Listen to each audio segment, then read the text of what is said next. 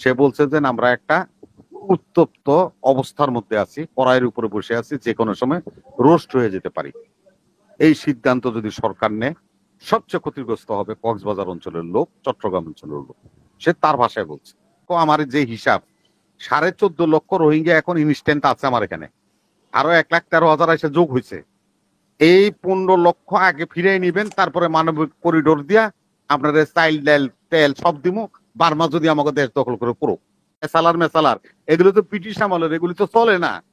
কিলিও যুদ্ধ করবো, এখন অস্ত্র কিনতেছে 66,000 কোটি টাকার প্লেন কিনতেছে, আবার এই বিভিন্ন অস্ত্র কিনতেছে। তা আপনার তো কিচ্ছু নাই মিয়া। MiG-21 এক প্লাটুন মিগ দিছিল রাশিয়া, আমাদের স্বাধীনতার সময় আমাদেরকে দান করছিল। দেখেন, মালিক বলে এক কথা, চাকর বলে আরেক কথা।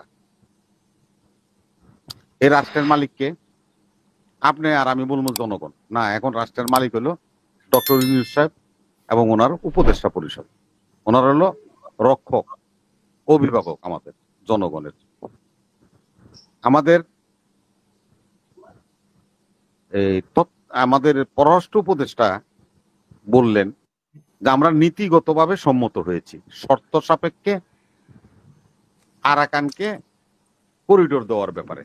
উনি এই কথাটা সাংবাদিকদেরকে, উনি তো কথা কম বলে, আবার কিন্তু প্রাঞ্জল আমাদের সাথে টকশো করতো, খুব সুন্দর ছোট্ট ছোট্ট কথা বলতো। এবং রবি ভাই পররাষ্ট্র উপদেষ্টাই কিন্তু এই ব্যাপারে কথা বলার মূল দায়িত্ব। এখন কথা হলো পররাষ্ট্র উপদেষ্টা 24 ঘন্টা আগে বললেন যে আমরা নীতিগতভাবে সিদ্ধান্ত নিয়েছি শর্ত সাপেক্ষে রাখাইনকে করিডোর দেওয়ার ব্যাপারে।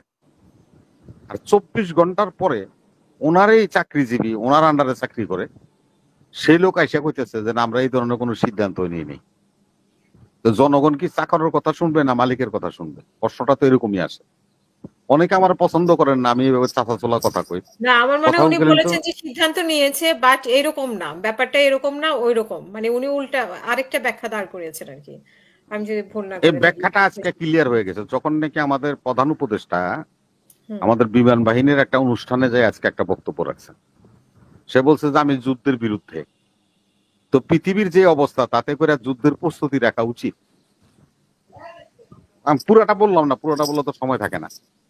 তো এরকম বক্তব্যটা বলার পরে করিডোর নিয়ে আমার একটা স্বচ্ছ ধারণা হয়ে গেল যে করিডোর দিয়ে দেওয়া হয়েছে আরাকান আর্মির সাথে সংযোগ লাইন শিলা দিয়া আমাদের এই কি বলে কক্সবাজারে। আজকে সেখানে এই যে সুজন আছে, সুজন এই যে একটা উপদেষ্টা আছে, মানে এই সংস্কার কমিটির চেয়ারম্যান নির্বাচনের, সুজনের কক্সবাজারের সাধারণ সম্পাদক ও আমার ছোট ভাই মাহবুবুর রহমান, এবং এই যে শরণার্থী পুনর্বাসন কমিটিরও ও আহ্বায়ক। এই যে শরণার্থী যে আসে ওইখানে মাহবুবুর রহমান সুজনের সাধারণ সম্পাদক কক্সবাজার জেলা। সে আজকে একটা ইন্টারভিউ দিয়েছে। সে সরাসরি বলছে যে আমি যে এখানে বসে আছি আমার কাছে মনে হচ্ছে যে আমার মাথার উপরে বোম লাগানো আছে, যে কোনো সময় মাটিতে পড়তে পারে। আমি না, শুধু দেশটাও আজকে আমরা নিরাপদ নয়।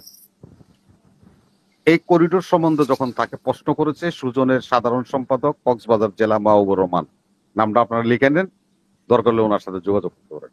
সে বলছে যে আমরা একটা উত্তপ্ত অবস্থার মধ্যে আছি, কড়াইয়ের উপরে বসে আছি, যে কোনো সময় রোস্ট হয়ে যেতে পারি। এই সিদ্ধান্ত যদি সরকার নেয়, সবচেয়ে ক্ষতিগ্রস্ত হবে কক্সবাজার অঞ্চলের লোক, চট্টগ্রাম অঞ্চলের লোক। সে তার ভাষায় বলছে। আজকে যদি আমি এই সূত্রটা ধরি, কারণ বার্মা শাসন করে হলো বার্মার সামরিক জান্তা, যাদের সাথে আমি ব্যাংককে বসে 1,80,000 শরণার্থী নিয়ে চুক্তি করলাম। আর আরাকান আর্মিরা হলো বিদ্রোহী গ্রুপ, তাদের কোনো দেশও নাই, তাদের কোনো রেজিস্ট্রেশন নাম্বারও নাই, এনসিপি পার্টি। এখন এই যে লোকগুলি যাদের কোনো বলেন, রবি ভাই একটু ধন্যবাদ দিই, আপনি আমাদের বেঁচে থাকার প্রেরণা। ফাঁকে ফাঁকে কই আর কি আমি। এখন কথাটা হলো মামুন ভাই, যে যাদের কোনো কিছুই নাই, দেশ নাই, পতাকা নাই, কিছু নাই, তাদের সাথে আপনি চুক্তি করতেছেন। কার সাথে চুক্তি করতেছেন? কেন চুক্তি করতেছেন? গোদরেজ যে বাংলাদেশে এসেছিল, আপনার সাথে আসছিলাম না, ভুলে যাইনি আমি। গোদরেজ কিন্তু একটা অ্যাসাইনমেন্ট নিয়ে এখানে আসছে। আবার অজিত দোভালও একটা অ্যাসাইনমেন্ট নিয়ে কিন্তু বসে আছে। সে অ্যাসাইনমেন্টটা হলো এই গোদরেজের সময় শেষ হয়ে যাচ্ছে, ট্রামটা। উনি তো দুই টার্মের বেশি তো কেউ জাতিসংঘের মহাসচিব থাকে না, সেকেন্ড টার্মে আছে গোদরেজ। এই করিডোর দিবেন, ওখানে একটা রাখাইন খ্রিস্টান রাষ্ট্র হবে, আমেরিকার বার্মা এক, এটাই বলে। এবং ইনুস সাহেব পরবর্তীতে জাতিসংঘের মহাসচিব হবে।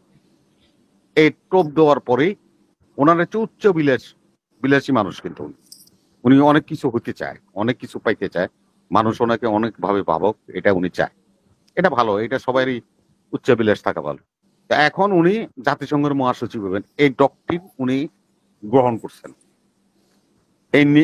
উনি এখন এই বিষ খাইছেন। সত্যি বলছিলাম, এই তহিদ সাহেব বলছে যে মানবিক কারণে একটা চালান, মানে চাইল্ড ডাইল ইত্যাদি খাদ্যদ্রব্য আমরা রাখাইনদের দিয়েছি, আর একটা দেওয়ার প্রস্তাব এসেছে, আমরা সেটা বিবেচনা করতেছি। এবং আমাদের এই পররাষ্ট্র উপদেষ্টায় বলেছে, আমাদের মহাসচিব জাতিসংঘের উনি এই বিষয়ে আমাদের সাথে আলাপ আলোচনা করার জন্য বাংলাদেশে এসেছেন। এর সরাসরি বলছে তো, এটা আমার কথা না, লুকাচুপুরের ব্যাপার না। বলতেছে যে না, জাতিসংঘের সাথে আমাদের আলোচনা হয়নি। উনি তো অস্বীকারী। হ্যাঁ, আপনি ঠিকই বলেছেন, মানবিক করিডোর নিয়ে কোনো আলোচনা করেনি এবং এই সিদ্ধান্ত হয়নি। উনি বলতেছেন, উনি কেন মিথ্যা তথ্য দিচ্ছেন? তাইলে এবার আমি যাই। রাফাতে যে মানবিক করিডোর আছে, মিশরের সাথে গাজার সাথে একটা বর্ডার আছে, একটাই বর্ডার গাজার সাথে, সেটা মিশরের সাথে রাফা, জায়গাটার নাম হলো রাফা সিটি। সেখানে তো মানবিক করিডোরে এই সরঞ্জাম আসতে দেয় না, বন্ধ করে রাখছে।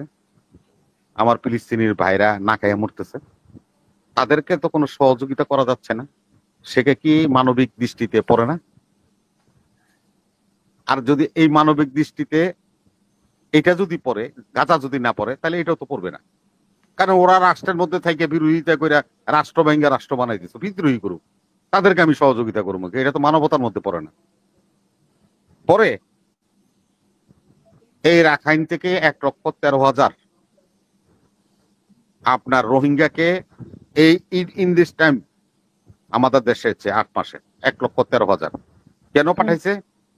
এই রোহিঙ্গারা আসার যে নেতা ছিল, এই যে আমার এখান থেকে নারায়ণগঞ্জ থেকে গ্রেপ্তার হয়েছে আতাউল্লাহ, এই গ্রুপটা বার্মার জান্তা সরকারের সাথে মিলা সোলজার হইয়া যুদ্ধ করছে এই রাখাইনদের বিদ্রোহীদের বিরুদ্ধে, যার কারণে তারা পিটে এগোরে সব আবার বাংলাদেশে পাঠাইতেছে। তাইলে আমার সাথে কার চুক্তি হবে? এখন সে এই যে মাহবুর রহমান বলছে সুজনের যে 14.5 লক্ষ, আমার যে হিসাব 14.5 লক্ষ রোহিঙ্গা এখন ইনস্ট্যান্ট আছে আমার এখানে, আরো 1,13,000 এসে যোগ হয়েছে। এই 15 লক্ষ আগে ফিরিয়ে নিবেন, তারপরে মানবিক করিডোর দিয়া আপনাদের চাইল ডাল তেল সব দিমু, বার্মা যদি আমাকে দেশ দখল করে করুক, আমরা জনগণ সেটা নিতে রাজি আছি। আজকে আপনাকে একটা ছোট্ট কথা বলি মাহবুব ভাই, আমরা মোদিরে যত গালাগালি করি বা ভারতীয় করে গালাগালি করি, দেখেন পাকিস্তানের সাথে যখন উত্তেজনা সৃষ্টি হলো, মোদি কিন্তু সাথে সাথে সৌদি থেকে এসে সর্বদলীয় বৈঠক ডাকলো, সব রাজনৈতিক দল কে নিয়ে এসে বৈঠক বসে, রাহুল গান্ধী। এআইএম এর আসাদুদ্দিন ওয়েসি সারাক্ষণ মোদিকে গালি দেয়, তাকেও ফোন করে অমিত শাহ মিটিং এ ডাকছে। যে ওই মিটিং এ নিয়ে উপস্থিত সকল রাজনৈতিক দলের, আঞ্চলিক রাজনৈতিক দলও সেখানে উপস্থিত ছিল, সর্বভারতীয় রাজনৈতিক দলের, সর্বভারতীয় রাজনৈতিক দলের নেতাদের সাথে বসছে। কি জন্য যে পাকিস্তান এই ঘটনা ঘটাইছে, আমরা কি করব, আমাদের স্ট্র্যাটেজিটা কি হবে, আলোচনা করে নিয়েছেন। আপনি যে করিডোর দিলেন, এই দেশে কি কোনো রাজনৈতিক দল নাই? হ্যাঁ, সব রাজনৈতিক দল তো বলছে তাদের সাথে আলোচনা করা উচিত ছিল সব, কিন্তু আবার এই ক্ষেত্রে কিন্তু সবাই এক হয়েছে করিডোরের ব্যাপারে। ভাই আপনি তো রেজাল্ট বলতেছেন, আমি বলতেছি বিষয়, আর আপনি বলতেছেন এই ফলাফল। আমি ফলাফল চাই না, আমি বিষয় বলি। বিষয়টা হলো যে এই দেশের সকল রাজনৈতিক দল আছে, আমাদেরও সব রাজনৈতিক দল একই মত পোষণ করে, এটা আমি বুঝাতে চাইছি। জি, থ্যাংক ইউ। এটা হলো ফলাফল। এলা স্টেক হোল্ডার যারা, জনগণের প্রতিনিধি যারা জনগণের রাজনীতি করে, এইটা বিএনপি আছে, এনসিপি আছে, জামাত ইসলাম আছে, নেজামি ইসলাম আছে, হেফাজতে ইসলাম আছে, চরমনে পীর আছে, সবাই, আমি সবাইকে বলতেছি, মান্না ভাই আছে, সাকি আছে, সবাইকে ডাকবেন, সাথে সাথে কথা বলবেন। আপনার তো ডেলি যমুনার মধ্যে বইয়া রিয়াজের লগে চা খাওয়াইতেছেন, সব রাজনৈতিক দল আলাদা যায় রিয়াজ সাহেবের লগে দেখা করে, ডেইলি 3 ঘন্টা 4 ঘন্টা করে আলাপ করে। এত বড় একটা গুরুত্বপূর্ণ সিদ্ধান্তের জন্য আপনি তাদেরকে ডাকলেন না কেন? আচ্ছা, আপনি কি করলেন? এই ব্যাপারে যদি করিডোর দিতে হয়, কাকে আগে ডাকতে হবে? ডাকতে হবে বাহিনী প্রধানদের, বিমান বাহিনীর প্রধানরে, নৌবাহিনীর প্রধানরে, সেনাবাহিনীর প্রধানরে, বিজিবির প্রধানরে, পুলিশের প্রধানরে, এসবি, ডিএসপি, এনএসআই, ডিজিএফআই। সে বাহিনীর সাথে আপনার বসতে হবে। কে বসবে? আপনার যারা নাকি নিয়োগ দিচ্ছেন, আমেরিকান নাগরিক খলিলুর রহমান তাদেরকে ডাকবে, ডাকে বলবো যে এই সিদ্ধান্ত হতে যাচ্ছে, তোমরা কি বলো? সে আলোচনাও তো আপনার করেন নাই। আপনার ঢাল নাই, তলোয়ার নাই, আপনি কইতেছেন যুদ্ধের লেগে প্রস্তুত হয়ে যান। যুদ্ধের লেগে কি প্রস্তুত হইব? ভারত নিজেই তো যুদ্ধের লেগে প্রস্তুত হইতে পারতেছে না। ওরা 60% অস্ত্র ওগুলো পুরান, অকেজো হয়ে গেছে। এখন যুদ্ধ লাগবে কইছে, পর বললেন নাকি ঠান্ডা হয়ে গেছে সব।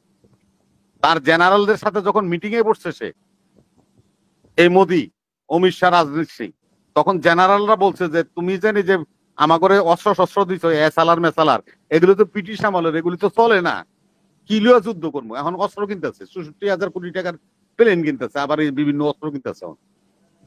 আপনার তো কিচ্ছু নাই মিয়া। MiG-21 এক প্লাটুন মিগ দিছিল রাশিয়া আমাদের স্বাধীনতার সময়, আমাদেরকে দান করছিল। যে MiG-21 এর কোম্পানি এখন ওইটার মেশিনের খুচরা মেশিন আছে না, এডিও বানায় না। অকজ হইলে দেখেন না যে আমাকে ফ্লাইট পরিচালনা করতে যায়, যে ফ্লাইট নতুন নতুন ফ্লাইট ক্যাডেট গুলি যে মরে যায়, বিধ্বস্ত হয়ে যায় পুরান। তা আপনি কি দিয়ে যুদ্ধ করবেন? যুদ্ধের প্রস্তুতি নিতে কইলেন, কারে নিতে কইলেন? আপনি আমাদেরকে খালি হাতে যুদ্ধের প্রস্তুতি নিতে কইলেন? আপনার সম্বল কি আছে? কেন যুদ্ধের প্রস্তুতি নিলেন?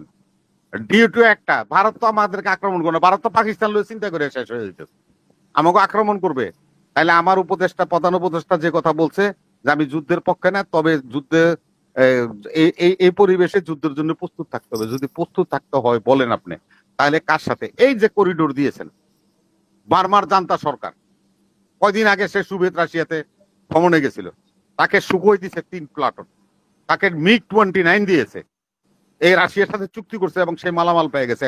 একটা সুখই বিমান 1 সেকেন্ডের মধ্যে ঢাকা এসে তছনছ করে দেবো, আপনি দেখবেন না, আপনার রাডারও দেখবেন না। আপনার তো রাডার নাই, হই ইন্ডিয়ার রাডার দিয়ে আমাকে প্লেন চলে, কলকাতার রাডার দিয়ে। আপনার কাছে কি আছে? আপনি কার সাথে করতেছেন এগুলি? কেন করতেছেন? নিজের প্রাপ্তির জন্য নিজের রাষ্ট্রকে বন্ধক রাখছেন, মর্গেজ রাখছেন। এই সিদ্ধান্ত থেকে ফিরে আসেন। এই সিদ্ধান্ত দেশের স্বাধীনতার সার্বভৌমত্বের উপরে পড়বে। আজকে মাহবুব ভাই একটা ছোট্ট কথা বলছে, সেটা হলো যে জিয়াউর রহমান যে স্যাটেলাইট নিয়ে গেছিল, আজকে আপনি জানেন ওই যে সাংবাদিক আপনার এখানে আনছিলেন আওয়ামী লীগই করে মনে হয়, ওই যে আপনার রাঙ্গামাটির যে ভদ্রলোক বলছিল যে সে আওয়ামী লীগ করলো, সে বলছে যে ভাই, আওয়ামী লীগের সাধারণ সম্পাদক ছিল, সে বলছে যে ভাই আমরা স্যাটেলাইট, হ্যাঁ 60% স্যাটেলাইট আছে, হ্যাঁ 60% স্যাটেলাইট এখন হয়ে গেছে। জিয়াউর রহমান যে স্যাটেলাইট নিতে লাগছিল, এইটা যদি হাসিনা অব্যাহত রাখতো তাহলে এখন 99% স্যাটেলাইট থাকতো। আমার আর্মিও লাগতো না, সেনাবাহিনীও লাগতো না, বিজিবিও লাগতো না, যৌথ বাহিনীও পাহারা দেওয়া লাগতো না, আমাকে জনগণ আমাকে ভূমি রক্ষা করতো। আপনারা বন্ধ করে দিলেন। তাহলে জিয়াউর রহমান যে ঐতিহাসিক সিদ্ধান্ত নিয়েছিল এই পার্বত্য অঞ্চলের স্বাধীনতার সার্বভৌমত্বের জন্য স্যাটেলাইট নিয়ে অবস্থান করেছিলেন, সেটা যে আজকে ধ্রুব তারার মতো সত্য, সেই জিনিসটা আবারও প্রকাশিত হলো। সেজন্য বলছি, রাষ্ট্রনায়ক হতে হলে কবিতা লিখে রাষ্ট্রনায়ক হওয়া যায় না। এই যে জাফর সাহেব, শাহবাহাদুর জাফর, ভারতের মোগলদের শেষ সম্রাট, সে কিন্তু বিখ্যাত একজন কবি ছিলেন, কিন্তু দিল্লির মসনদ রক্ষা করতে পারেন নাই, ময়ূর সিংহাসন ব্রিটিশরা নিয়ে গেছিল। এই শাহবাহাদুর শাহ, তার মৃত্যু হয়েছে আপনার এই যে বার্মা, নির্বাসন জীবনে মৃত্যু হয়েছে। আপনি মনে করবেন না রাজনীতি খুব কঠিন জিনিস, রাষ্ট্র পরিচালনাও কঠিন জিনিস। আপনি বলেন জনগণ আমার সাথে আছে, জনগণ আমাকে বলে আপনি 5 বছর থাকেন। জনগণ হাসিনার সাথে ছিল। 5ই আগস্ট হাসিনা যখন পলায় যায়, একটা কুত্তাও রাস্তায় নামে নাই। অতএব জনগণ কার যে হবে কখন, এটা বলা বড় মুশকিল।